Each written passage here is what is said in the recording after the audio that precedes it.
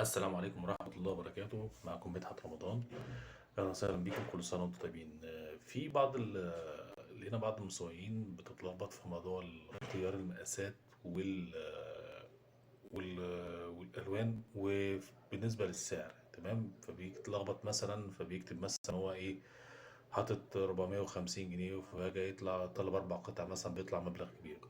لا، انا هقول لك على ازاي بتعملها، بس هي بسيطه جدا. يعني انت مثلا حضرتك، وليكن انت طبعا المفروض ان انت بتبقى عارف ان انت هتبيع المنتج على ايه بالظبط، بسعر كام، مثلا ب 225. فانا بختار مثلا المقاس 10 اكس لارج، تمام، واللون ابيض، وبكتب هنا مثلا 225.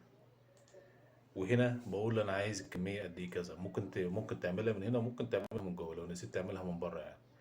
مثلا اتنين، وبدوس على اضيف للسله، تمام.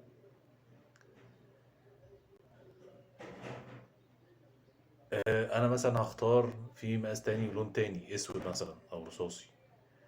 هختار الاسود اللارج مثلا، تمام. هتلاقي نفس السعر 225 والكمية اتنين. ندوس اضيف رسالة.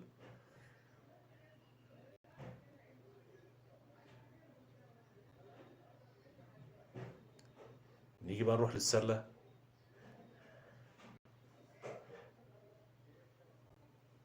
هنلاقي هنا ايه عدد الكمية 225 هنا اتنين، و225 لو ضربنا ال 225 اتنين في 225 واتنين في 225، هيطلع لك المبلغ اللي هو ايه، 900 جنيه، تمام.